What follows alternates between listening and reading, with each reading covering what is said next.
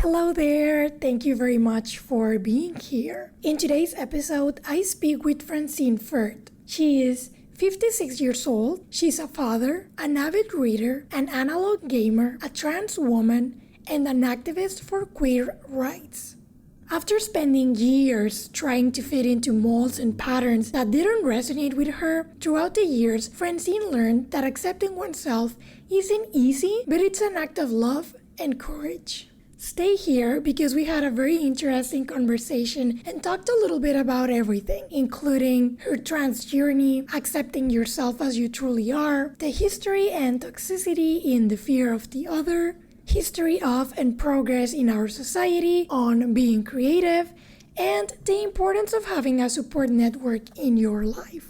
Finally, I want to give a shout out again to the Rainbow Elders of Calgary for making this possible. No, it's not a paid or sponsored episode, but they were so nice and welcoming when I approached them for potential interviews, so thank you. And if you don't know about the Rainbow Elders Calgary, it is a volunteer-run, non-profit organization working to make significant differences in the lives of 2S LGBTQ+ seniors. You can find their website at rainbowelderscalgary.ca. You can also find the link on the episode description. And if you'd like to make a donation now that Pride is coming up and you want to truly support the community, you can do so by supporting the Rainbow Elders. Now, I'll leave you so you can listen to this amazing episode. Enjoy! Project 25 was born out of the obsession that we have of figuring things out. Being a 25-year-old or a 20-something is weird because it's fun, confusing, and exciting all at once. It's an age where we realize that maybe the goals we had for ourselves weren't really ours to begin with. An age of tons of learning and unlearning, and an age of frequently asking ourselves, what am I doing? And that leaves us with a lot of uncertainty. I'm Andrea Juarez, and I created this project after hitting my quarter-life crisis. I decided to look for answers and ask my family members, friends, and people I admire about their experiences being 25, what has changed, what they've learned, and their advice for the new generation of 20-somethings. There is a lot to live and learn, and I am a firm believer that listening is a powerful tool. Even if all the answers are within us, by listening to others, we can feel understood, but also reflect on ourselves, learn, and think about what we want for our present and for our future.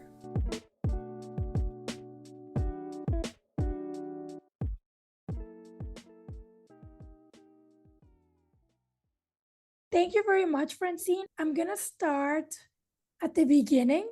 So if you could tell me what is your age, title, and how would you describe yourself? Well, I was born in 66, so that technically makes me 56 years old. My title, I'm retired. I don't have a title.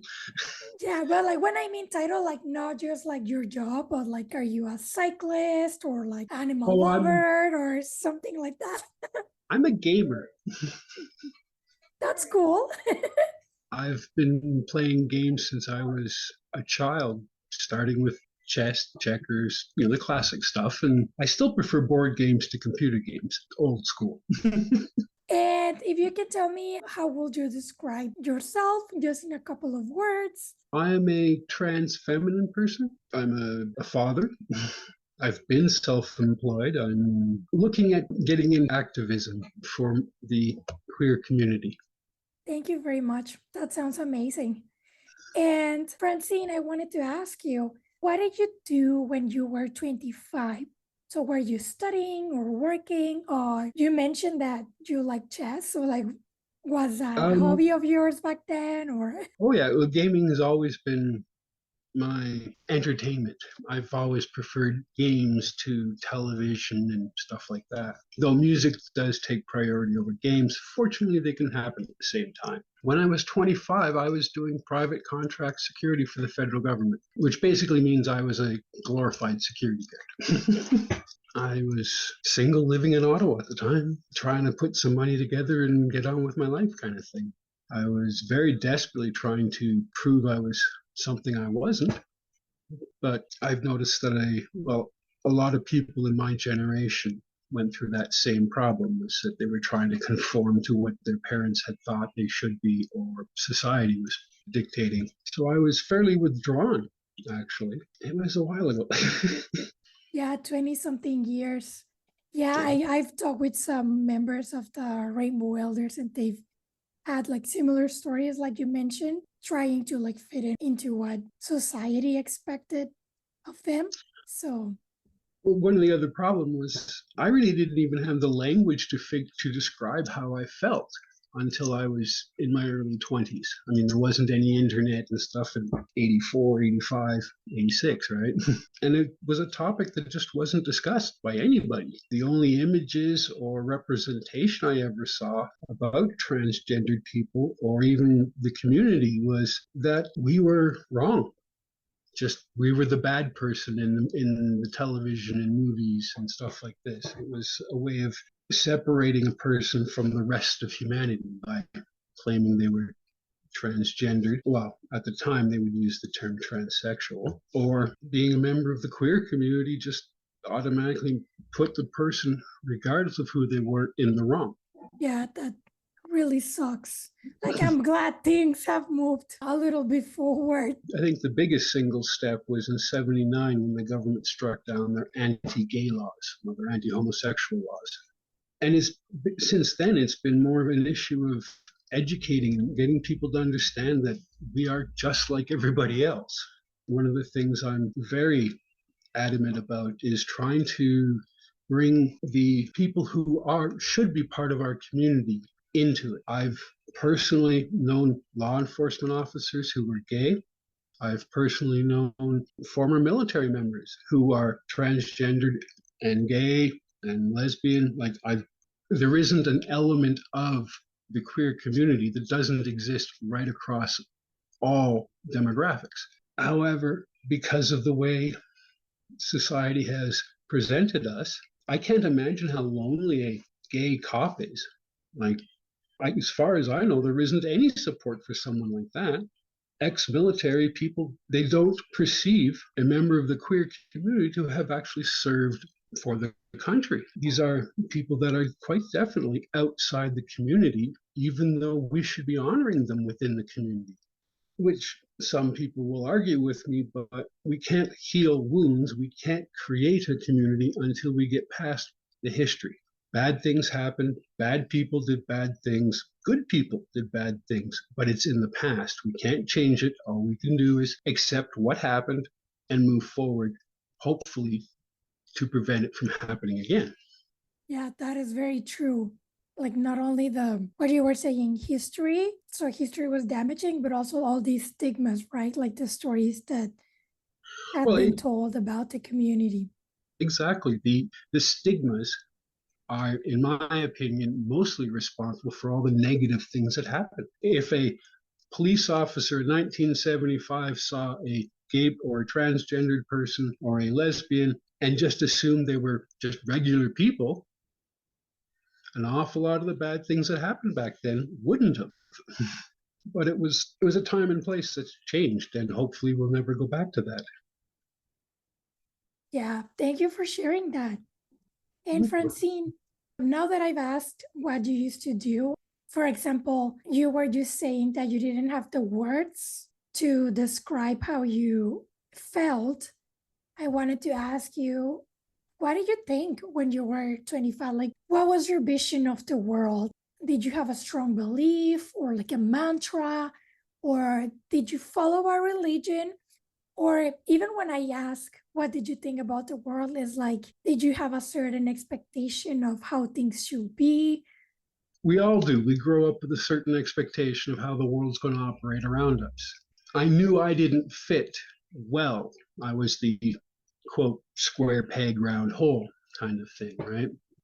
And I tried very hard to fit in to the point where I basically created a different persona to present to the public so I didn't have to watch every word I said, every gesture, even to the point of isolating myself from people so that I wouldn't make a mistake and expose myself. It was difficult. I had reached a point by the time I was in my mid-20s that I had relegated this feeling that, again, I really didn't understand, didn't have any information on. I had relegated it to a kink, right? Something that was, well, it's not great, but it's private and no one will judge me if I keep my mouth shut about it.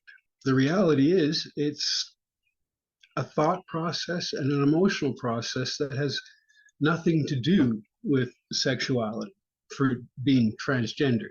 In fact, weirdly enough, most of the transgendered seniors that I know have been in long-term relationships that some would call heterosexual. They've been married to women for most of their lives. And yet we still hear occasionally some pretty negative things directed our way that just demonstrate the ignorance is still out there. So it's very important for me to educate that we are not as we were portrayed. Thank you very much, Francine. And I wanted to ask you, from when you were 25 to this day, what has changed? Well, I've definitely seen a lot less violence over the years. Like when I was 18, it was no big deal to openly talk about going gay bashing. Now, that is not acceptable behavior. That even just the idea of it's not acceptable, and we're starting to understand that you can't label groups by the individual. So back in the day, it was a much different and more violent world than we are experiencing now. I'm not saying violence has gone away, but the intensity, I think, has decreased significantly. Also, now that we have a better understanding of what mental health is and the intergenerational trauma passed down from the people who came back from World War II, we're talking my grandfather. In those days, in the late 40s, it was called shell shock, not post-traumatic stress disorder. And it was considered a sign of weakness. So you have an entire generation of heroes who've come back with post-traumatic stress disorder, and the only thing they can do is keep their mouth shut about it and try and cope. So bad coping habits develop, bad coping skills develop, and then they get passed on to the next generation. This is where the intergenerational trauma gets passed on and the negative belief system. By the time the 70s, when I was, or 70s and early 80s, when I was basically becoming a human being and self-aware, and I had heard stories, I'd read stories about how the queer community had been treated, and I wasn't seeing a lot of that around me. Now I'm seeing it as a rare incident when there's violence directed towards the queer community. There's an awful lot of negativity being directed towards the queer community, but I definitely think that is coming from a place of misunderstanding and, well, I don't want to use the word ignorance because of the negative connotation, but just lack of education on what's really going on. There are lawyers, doctors, as I said before, police officers, soldiers, every demographic of humanity, there is an element of transgender and queer. In fact, it's my understanding that even to this day, the Indian community, as like India, considers there 3 genders. We have been very definitely relegated to second-class human beings up until recently. I ran into the problem where I could not justify what the churches or religions were saying.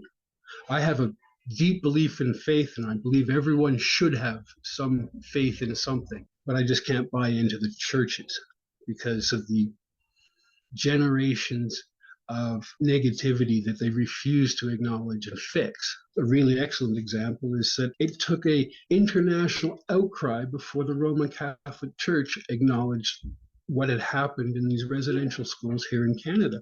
Yeah. Our government is still struggling trying to acknowledge it and figure out how to deal with it. This is a horrible thing that happened, and it should never have happened, but people were justifying it using faith and politics.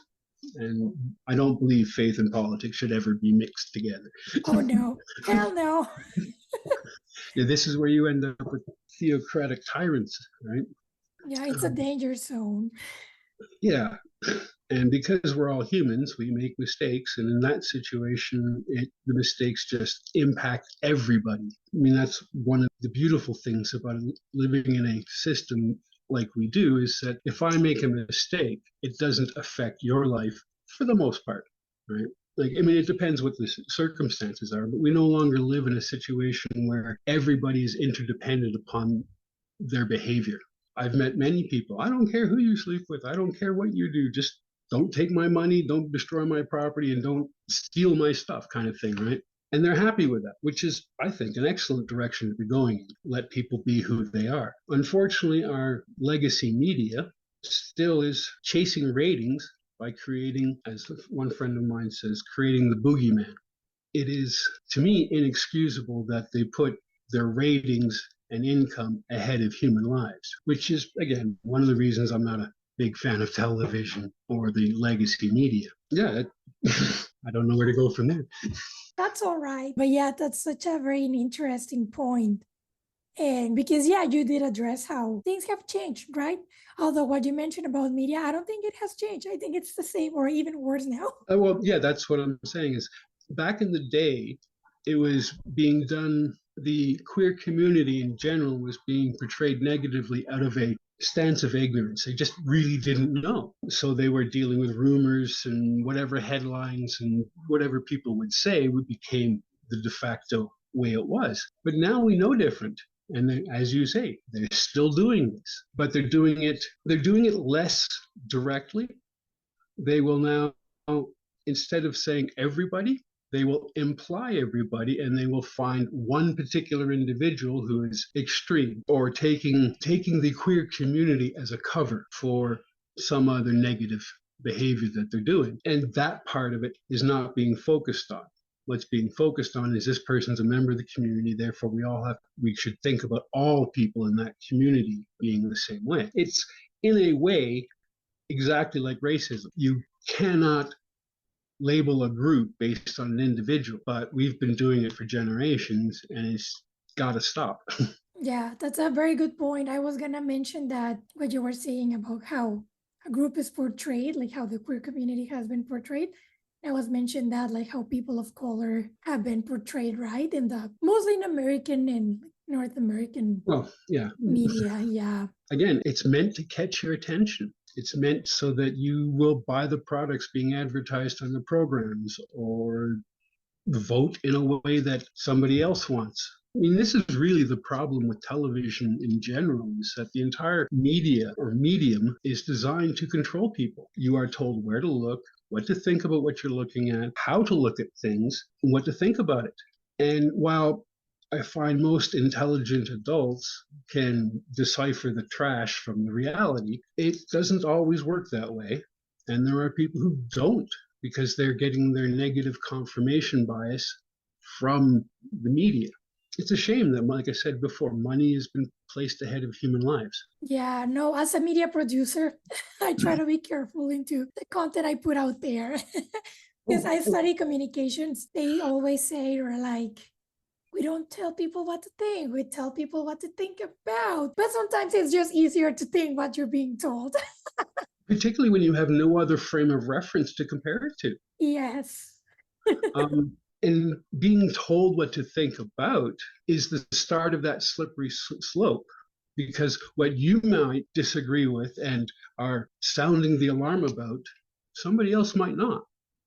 So to me, this format, the social media format, YouTube, Facebook, stuff like this, where you actually get conversations happening, to me, that's a far better way of presenting information that, hey, I want you to pay attention to this because it's important to me, but then you get both sides of the discussion. You don't get an authoritarian perspective, right? It's difficult for your industry to walk a righteous line, so to speak, because it's so easy to fall into the got to make money. Fortunately, an awful lot of the creators and media content generators nowadays don't have a board of directors sitting over them saying, we don't want this, we don't want that image, we don't want that kind of stuff. So the advent of social media has definitely taken some of the fetters off of media production. Not all of them, and it probably has added a great many more difficulties, but to me, the freedom to speak the truth is far more important.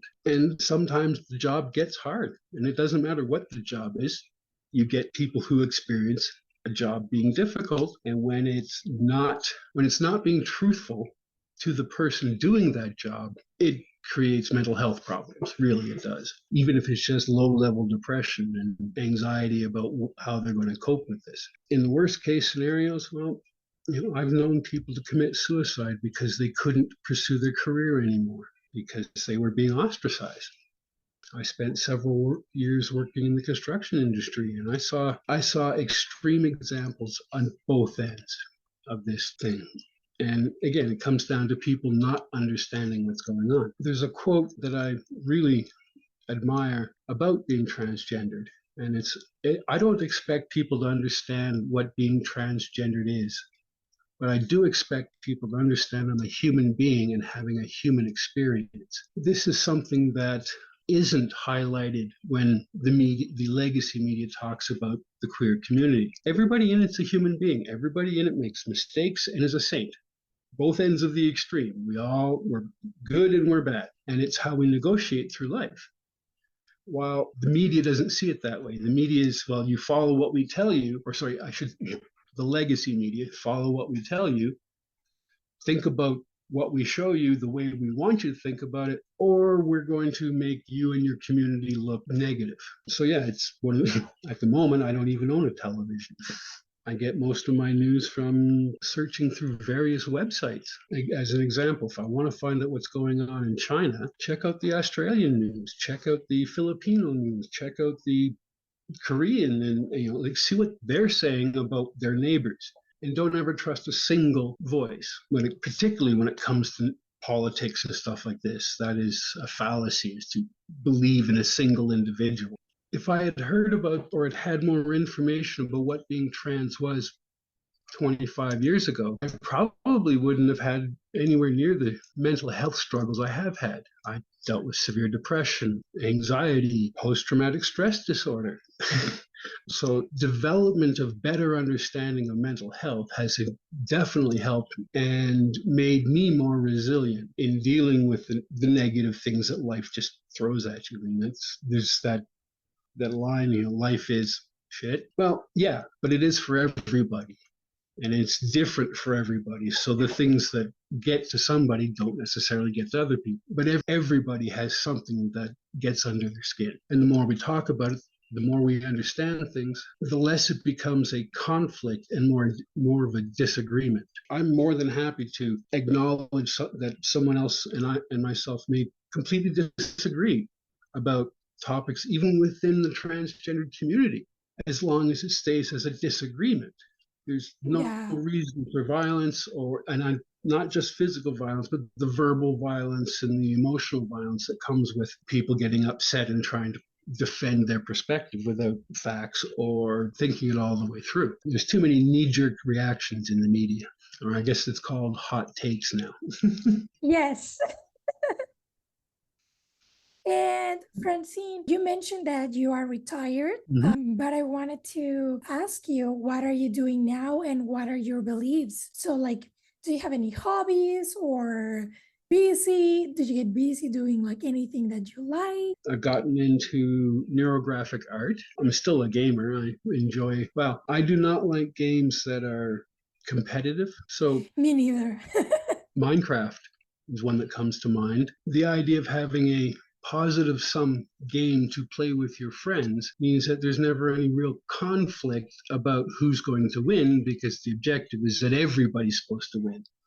Yeah. Have you tried Animal Crossing? That one's really popular. No, I actually have. I'm so old school, I still have a flip phone, and I can't do that stuff, which honestly is fine. I see an awful lot of people have been sucked into their phones, and I've seen situations that are just downright dangerous. We've all seen the kid looking at their phone or playing a game on their phone and then walk across the street. No, where's it looking left, right? I mean, this is stuff we were all taught as children, and I'm seeing teens to young adults putting their safety at risk because they're more interested in their phone, and it's easy to get into that trap. That's one of the reasons I haven't gotten myself a smartphone yet. It's a temptation I don't need in my life at the moment. Personally, I'm considering writing a couple of books, something I've enjoyed doing, some fiction, some nonfiction. Basically, learning has become my primary time consumer, is looking into things that I never really had time to before. The Greek philosophers, for the first time in my life, I've actually got the time to sit down and figure out what they're actually trying to explain. And some of them, I mean, when you look at it, these people were thinking about being human at a time when there were no distractions. Well, there were, but there was no radio, there was no television. If you wanted to hear music, you had to go find someone who could play an instrument.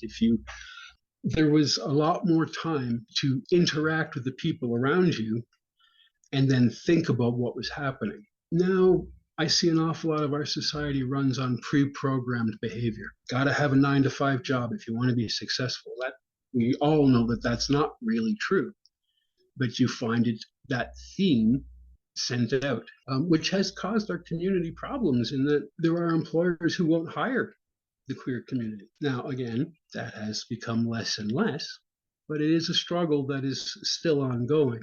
With the Rainbow Elders, one of the other members was talking not too long ago about how they're in a retirement home and they're the only LGBT person there. And some of the discussions that happen around them very much upset them. But there's nothing they can say about it because they're outnumbered 50-1. So there's still the traditional beliefs that are negative being propagated.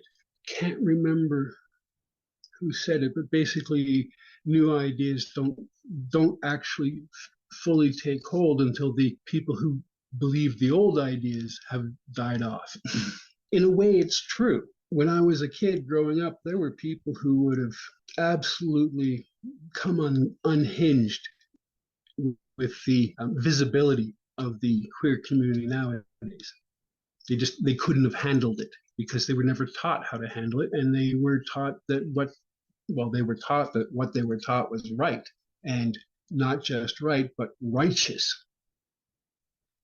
So yes, we can learn stuff that turns out to be wrong and we think it's right at the beginning, but when you hold on to it, even after you've been told it's wrong, then that becomes a problem.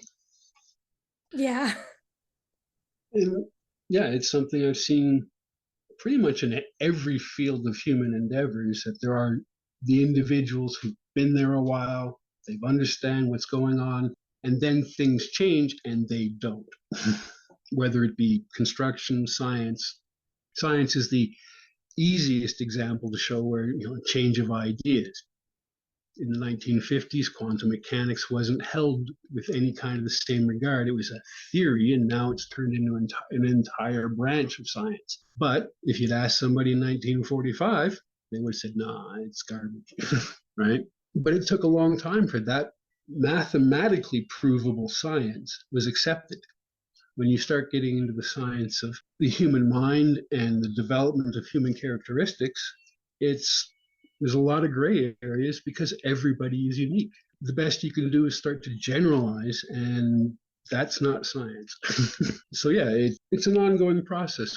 Sometimes we have to learn new ways to think before we can learn new ways to behave. And the reality is we don't need to learn anything new to behave in a manner that is decent to each other. We all know what it means to be nice to your family and nice to your friends, and I believe that we should be the same way to everybody. Unfortunately, not everybody agrees with that. And again, then there's fear. Fear is another major driving factor into the negative experience that the queer community runs into. I quite literally have run into someone who thought that being gay was contagious. Like, I don't want to hang around with gay men because I don't want to be gay. It's like, well, that has nothing to do with what reality is. But this is not something that you have never heard before either. This isn't a single individual coming up with something that is completely out to lunch. It is an idea he's been taught. So some of these things take a long time. They take generations to go away. And people like yourself, where you're seeking the truth of the human experience, that's where the biggest tool we have to deal with the ignorance or the misinformation or the miseducation. Yeah, thank you very much for sharing that. And Francine, I wanted to ask you, what has been your biggest challenge and how do you deal with it or dealt with it? My biggest challenge? that would be deciding to live. I had reached a point where I'd spent so much of 40 years of my life trying to be somebody I wasn't, trying to be the icon that my parents had in their head when they were telling me what it was to be male and female. And yeah, my depression I'd spiraled very deeply into depression, isolation, to the point where I ended quite literally up having to talk to psychiatrists and therapists about not wanting to live this way anymore. And it's not that I wanted to die, it's just I couldn't see any way to live the way I was. So the decision to live as me, to live my life and not be the pre-programmed automaton that I was becoming. I mean, I was literally dehumanizing myself so that I could fit into these molds and patterns. And once I'd reached a point where it was either change that perspective or a catastrophic end. So I didn't want to die, but I couldn't live the way I was, and I didn't know how to live the way I wanted to be. So that was my biggest real challenge, was trying to figure out who I really was, because I'd been denying who I was since the day I was, since 5 or 6 years old. I remember being 6 years old and chastised because I'd said I'd rather play with the girls than the boys, because this horrified my parents. Now, in hindsight, now being a parent, I understand that part of that was didn't want the difficulties and challenges brought into my life by being a member of the queer community. Honestly, I would never want anybody, I don't think that people understand the internal struggles that being transgender creates. My body does not conform to what my thoughts are. This is not a healthy thing. It's a condition I'm dealing with called gender dysphoria. It's not glamorous, it's not fun, but it is who I am. And the transition is the only way that I can feel human, feel a part of humanity. And I'm sure that lesbians and gay men have the same elements. How do I justify how I feel versus how society says I should be? Because you're not only dealing with being different, but you're dealing with being negatively different according to society. But the queer community isn't doing anything wrong, right? That's just well, individuals may well be, but as a community, no. We've existed for thousands of years. There are Roman writings talking about the queer community in its various forms. As I said, the Indian culture definitely, before the English colonialization of India, openly practiced 3 genders.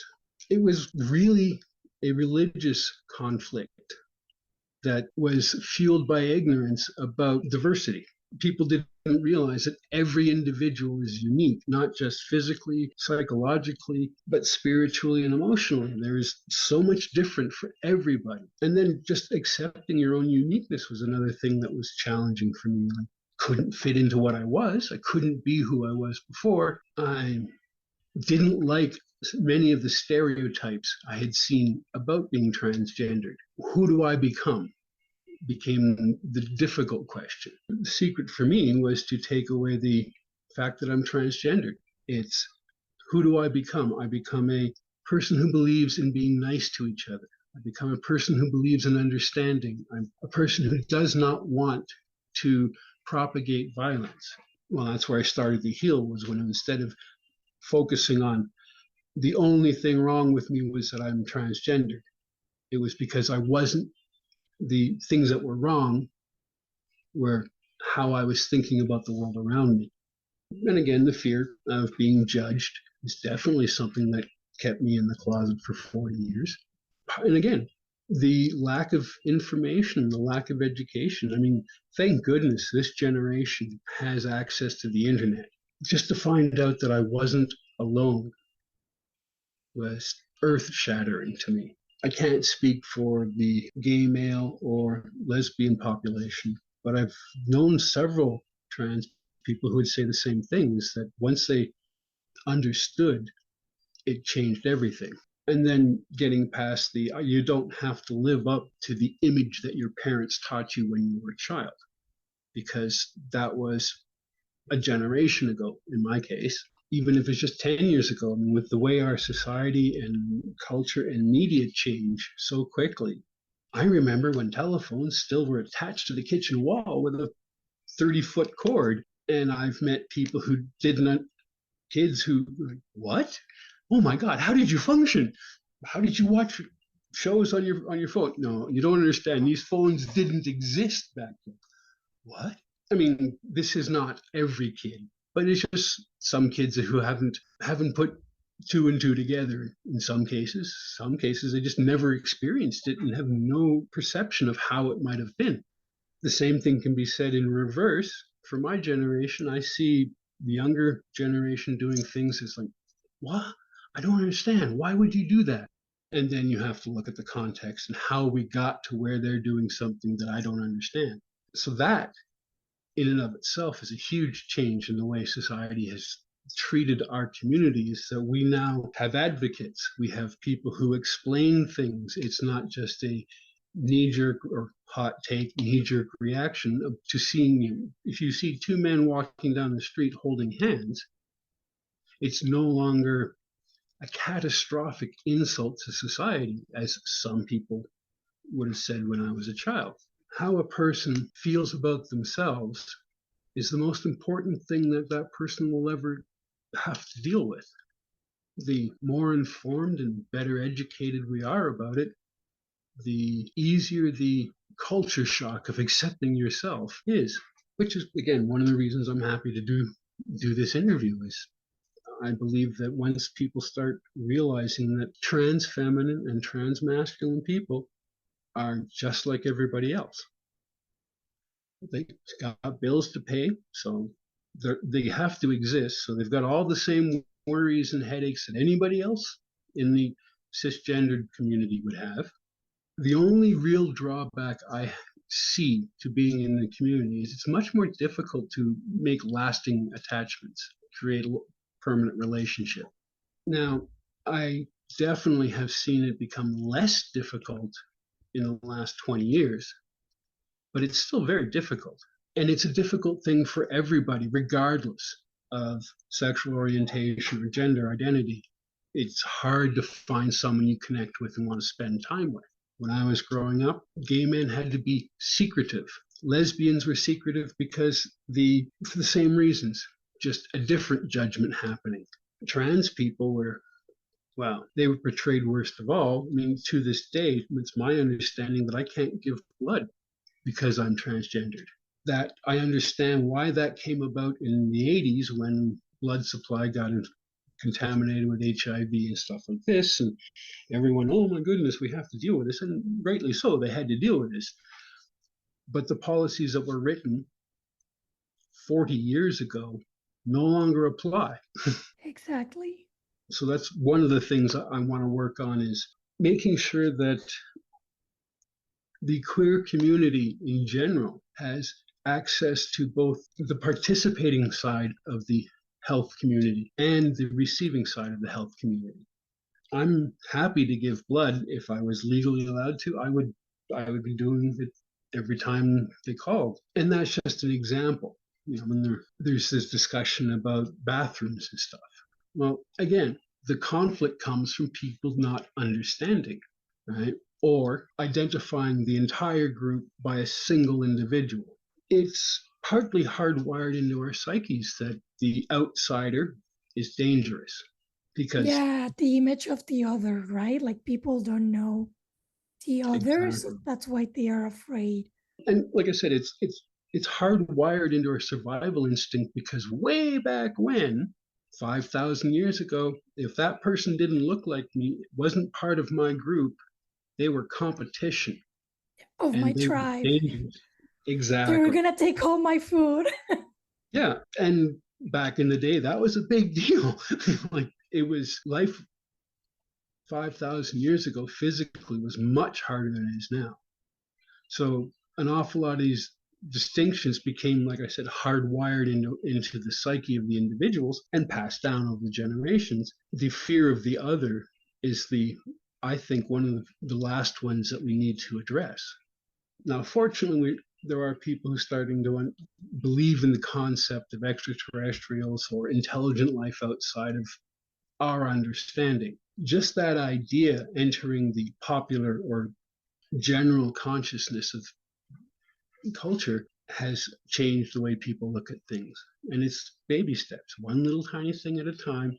We keep proving the negative is a negative, and then the positive is a positive, and then we hang out of the positive and we move to the next little baby step. And where's the negative? Where's the positive? The very idea that I've heard talked about, toxic masculinity, I can directly relate that all the way back to the heroes coming back from World War II with their internalized post-traumatic stress disorder, passing down bad coping habits.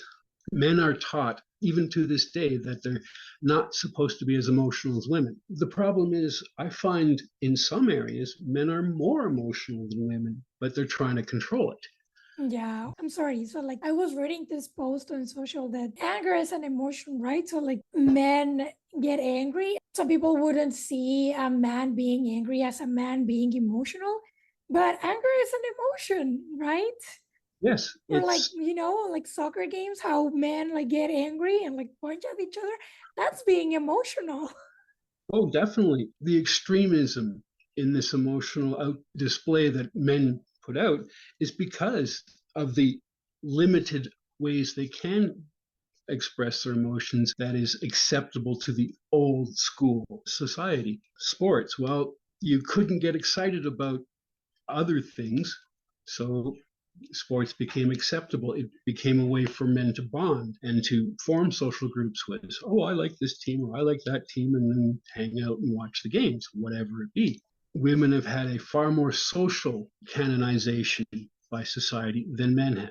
I have never heard the strong silent type referred to as a feminine trait, but it's not really a masculine trait either, but it's something that men are taught is desirable to be, the strong silent type. Well, yes, but there's a limit to that. And that's where this toxic masculinity comes in, is that they've gone past the point where it's reasonable. And again, that derives from bad coping habits and a misunderstanding of the way they should be feeling. We're all supposed to be able to feel what we feel and not be ashamed of it, even when what they feel is negative. If they feel negative about something and it is catastrophic to their life, then go talk to a counselor, a therapist, somebody to figure out the way through that. But again, men are taught not to do this. And I find more and more that the female half of the human species is also being taught this to a certain extent. You have to compete, you have to have a career, you have to do this. It's like, wait a minute, no, you have to be you. You have to decide what you want in your life. And it does nothing to do with your gender, your sexual orientation, even your physical condition. You have to be you, and then you decide what you want. Don't try and conform to 40-year-old stereotype. Right? That just leads to mental health problems and catastrophic consequences. The idea of diversity and inclusion has been around forever. It's the definition of what is diverse that is changing. The idea of what does it mean to be inclusive is changing, not the actual ideas that we should be. The ancient Greeks, lauded as the creators and founders of democracy. Yeah, well, they also still practiced slavery back in those days. And again, the misinformation that comes with just that topic. Oh my goodness. There are people who don't realize that humans have been enslaving each other for far beyond recorded history. It's been something that is an evil of the human nature that we need to resolve. The misinformation that comes out about this kind of evil doesn't help. It doesn't help get rid of it. I believe it was Morgan Freeman saying the way to get rid of racism is to stop talking about it. And I get the point he's making. It's a difficult way of saying the point, but the point he's making is that quit harping on it. When you see it, you denounce it and walk away. You don't have to spend the next generation denouncing a group of people because something happened before. I've met people who have a negative opinion towards Germans, but the German population now is not the same, nor is the culture the same as it was in 1939. But the human nature is. And each individual has to decide not to cater to the evils of our nature and to support the positives of our nature. Hatred is easy, love is hard. The idea of hating the sin and loving the sinner is a concept that is difficult for some people to grasp because they've been hurt, and the only way to protect themselves is to blame everybody else because they got hurt. Again, men don't talk about being hurt emotionally because that used to be belittled. Now men are starting to understand that they can talk about it and that it's not healthy to belittle it and tell someone that, you're depressed, suck it up and get on with the day. Something has to be done to help. There needs to be, this is something that is happening. We're getting more understanding of we're all the same, but we're all uniquely different. We're exactly the same, except different. I'm extremely hopeful in the way our culture is going. There are some negative stuff that needs to be addressed because, again, even the positive taken to an extreme is a negative. Too much vitamin C, you get poisoned by it, but we need it. There's got to be a balance, right? And it's got to be a balance that's workable. And healthy, yeah. Exactly. The extremes are unhealthy. Whether it be an extreme in femininity or masculinity, like hypermasculinity is unhealthy. Hyperfemininity is unhealthy. Finding the balance, well, if you're a female or a feminine person, it's a different balance than if you're a male or masculine person. Then there's the biological differences. Men have less pain receptors than women, and women have a higher pain tolerance than men, but that's because over the genetics over many generations, because the guys were the ones that had to go do the heavy lifting. Right? They couldn't afford to be in pain. So a survival instinct and a reproductive positive was women would find men who didn't express pain as more desirable than the ones that did. So that this has happened over thousands and thousands of years, but the instincts are still there, which means that we need to look at the instincts without judging them. We have to figure out why people are doing what they're doing, why they're hurting themselves. The very idea of smoking cigarettes. Everybody alive knows it's not healthy for you, regardless of whether you believe in cancer or anything else. It's not a healthy thing to do. And everybody will accept that. And yet there's still millions of people addicted to nicotine because society hasn't said, no, this needs to change. Individuals say it. Every doctor I've ever met in the last 25 years has said it. Got to change. You got to quit smoking, all this stuff. But society hasn't changed because our media hasn't told us that needs to happen. There are still an awful lot of money in the tobacco industries, and media is driven by money, or legacy media is driven by money. One of the reasons I'm a huge fan of independent artists and independent creators, whether I agree with them or not, the very fact that they are expressing an idea unique to themselves in and of itself is important, regardless of what the idea is, which is one of the reasons I hate condemning people because of their concepts. I've heard some pretty horrible things come out of some pretty decent people's mouths. That is, to me, the classic example of ignorance. They just don't understand how negative what they're believing is to themselves and the people around them because they were taught it wasn't negative. And again, like I said, it takes generations for these kind of things to ease from the system. And my hope comes from the fact that I've seen people actively trying to pursue a better understanding. Before, back in the day, it was, this is what things are supposed to be like. This is how the world's supposed to work. And this is how we say it works. Now we're at a point where, well, how is this really working? What's really going on between people? And again, I'm seeing people starting to understand how important the long-term connections between each other really is. The value of the people in your life is far more important than the value of their bank accounts. But until maybe the early mid 90s, that was unheard of. People were judged by how much money they had. And these same kind of negative reflexive responses are what the queer community has been fighting against. We're just trying to get back to a level playing field for everybody. To me, that is probably the biggest progression our society has done, is that we're no longer, it's all about me. It's about how do we get along. And it goes in cycles. There will be your grandchildren may well become another me generation, but it won't be as harsh as it was when it was my generation in the early 80s being the me generation. It's the need to belong is inherently part of the human psyche, and the fear of other is part of human psyche. So now we've got a conflict. You want to belong, but I'm afraid of the other. So we must resist the human psyche.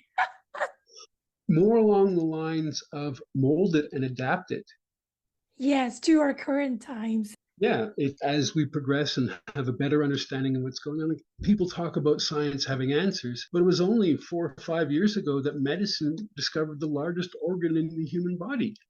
And it's that tissue between the organs that is actually an organ. We're constantly learning new things. And if we don't accept the fact that what we were taught may no longer be correct, then we get stuck. And then the world stops making sense to us and we start becoming negative people. The classic example I keep referring to is all the World War II vets that came back. No one understood what post-traumatic stress disorder, not even the people experiencing it. Now most intelligent countries handle their returning veterans completely different than they did in 1949. The governments have acknowledged that mental health is important. It's an actual topic.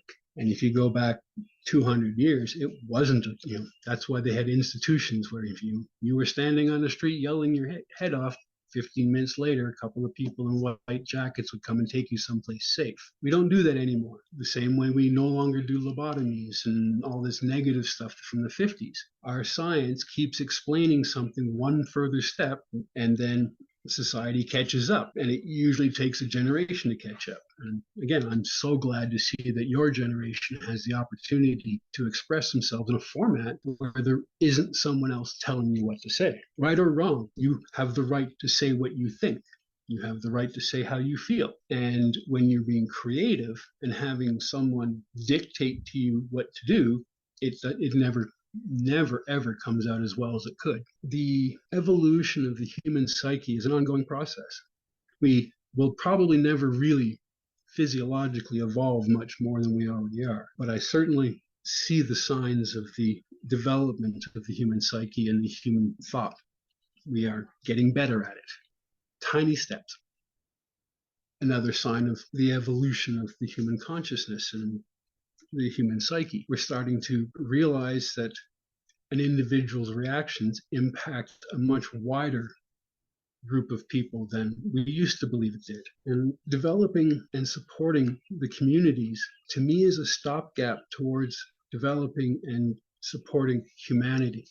Change is always difficult and painful. Queer community has definitely dealt with fractures within itself. This pandemic has definitely negatively impacted community development, whether it be the queer community or the firefighter community or the law enforcement community. They've all been every community has been negatively impacted by this isolation. And so we need to start paying attention to fixing these.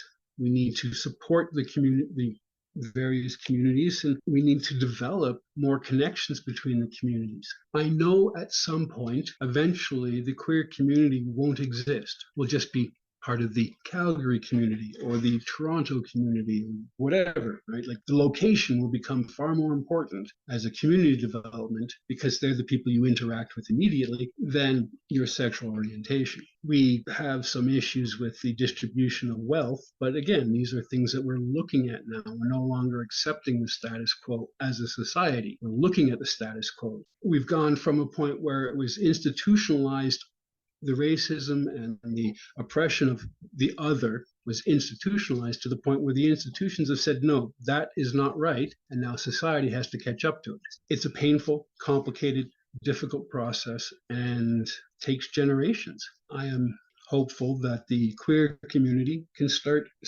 slowly fading into the community in general.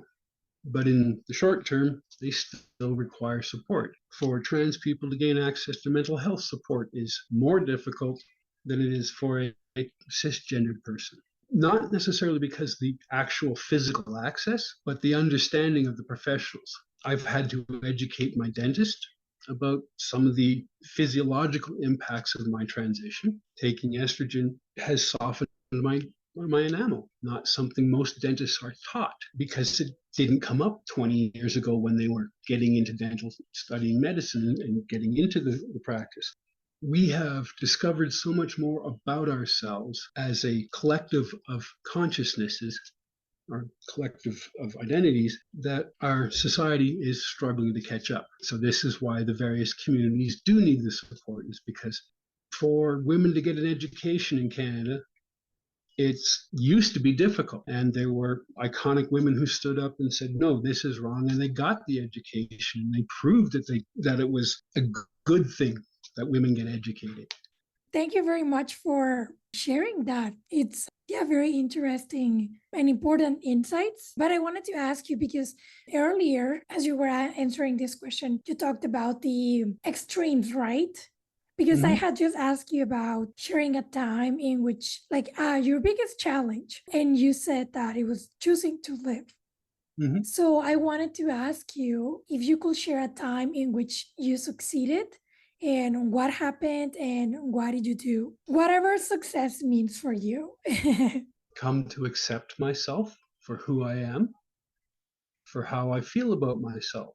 This is the single largest challenge I overcame to staying alive. People who, well, if you can't accept who you are, you stop acting like who you are. And it starts deteriorating your health and your mental health. So, yeah, the biggest success I've had was overcoming the mental health damage I'd done to myself by not being who I was, by denying how I felt and denying what I needed in my life. Another success has been helping other people. The agency Skipping Stone, which, by the way, I definitely recommend you talk to them about some stuff too. They're very much a positive in our world. I will. When I first started my transition in 2019, there wasn't a social group for trans feminine people over 50. There was a social support group for trans feminine people, and that's a great thing that everybody was put together. But what I found was it was difficult to explain the experiences I had to a 17-year-old person who is not seeing what I'm talking about at all. They've never experienced it. One of the girls I know, she was physically terrified of coming out at work. All of these horror stories that you can find chapter and verse on the internet, they ran through her head. The day she actually did it, everyone applauded and thought it was great. And she didn't know how to deal with that.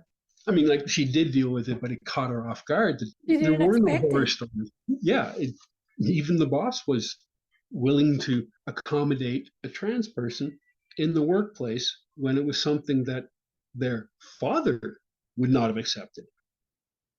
Right? Like, that kind of change in society is not just, you can't mandate that. That comes from understanding. Every time we've mandated that companies or people have to do something, then there's always people trying to find a way around it. But when we come to a conclusion about something as a society, then it happens.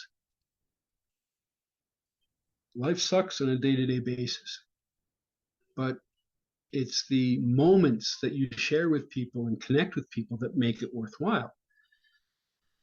And while we are progressing, we have to be careful not to allow extremism into the progression. Yeah, Thank you, Francine. To ask you the last question, if Sure. that's all right.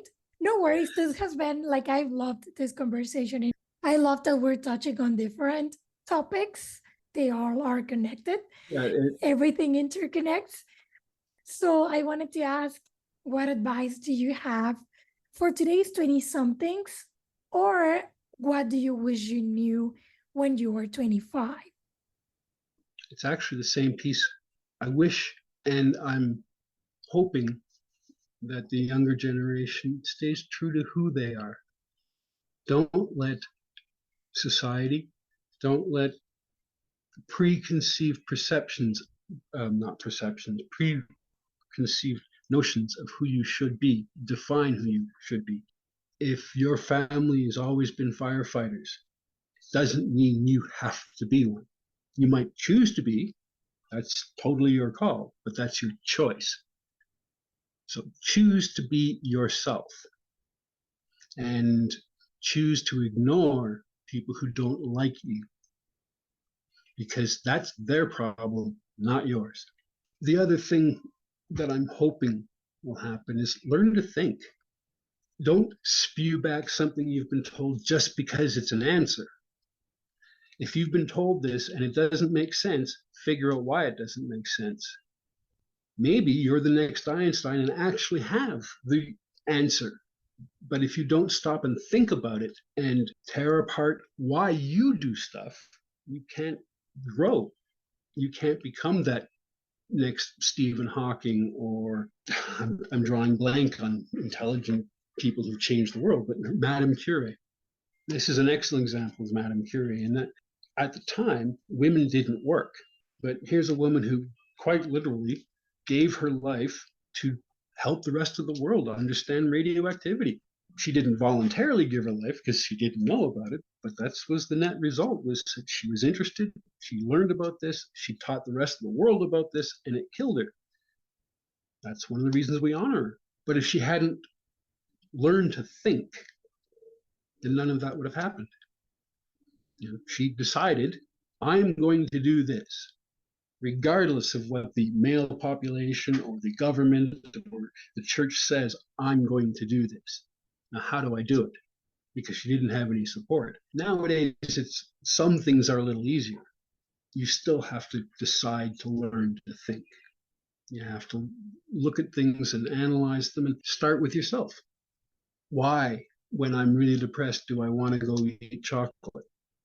What is it that's making it happen? Once you understand that, then you may choose, oh, I'm still going to go have that chocolate ice cream because I'm feeling really miserable and I know I'm going to feel better afterwards. And then I'm going to hate myself for the pounds I And put then, on yeah, you because of it. don't. You don't But, feel better afterwards. It's just that second of momentary bliss. And then, but it's that second of momentary bliss gives you something to compare against. Well, that's not joy. That was happiness. I enjoyed the ice cream. It made me happy, but that's not joy. That is happiness. So to find joy, where the true peace of the human spirit lays, you have to understand the dichotomy of the human existence. You cannot appreciate how good things are in the moment unless you have something bad to compare it against. And that's how we perceive the world as human beings. We have to compare what we've known to what we're experiencing. And that's where you learn to think, is when you start looking back in your life and going, okay, well, why did I do that as a child? Well, because I was afraid. How come I couldn't sleep without the nightlight? Because I was afraid of the dark. Well, I'm an adult now. I'm not afraid of the dark, but I still have a nightlight. Why? That kind of thing. Like you have to stop and think about, because there's no answers that will come from anywhere other than yourself. You're the repository of all the answers to the problems in your life if you think it through.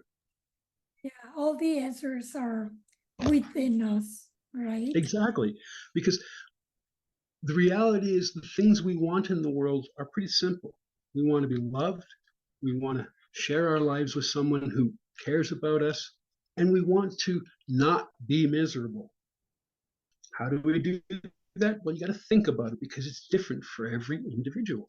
And again, yeah, be true to yourself. That's the way you're going to get real answers. Single biggest piece of advice: this too shall pass. Whatever is miserable in the moment, tomorrow the sun will come up. Tomorrow is a different day, and you'll have different opportunities and another chance to deal with whatever's bringing you down. Don't get wrapped up in your own misery. Use your ability to think to find a path to happiness and joy. That kind of stuff. Different ways of saying all the same things. Be true to your own identity. With one caveat: being true to yourself does not give you the right to injure another person, whether it be emotionally or physically in any way, shape, or form. That is a negative. That is not being true to the human spirit. It's influenced by human nature. That will not provide the peace that humans look for in their life. Thank you very much, Francine. And I don't know if there is anything else that you'd like to add that you think it's important to say and I didn't ask you. I think it's important for us to be kind to each other. We may not agree with each other, but it's far more important to be kind to each other than to agree with each other. That's, to me, probably the most important thing anybody can do. Thank you very much, Francine. My pleasure. It was lovely to chat with you. I really enjoyed this conversation. So thank you so much.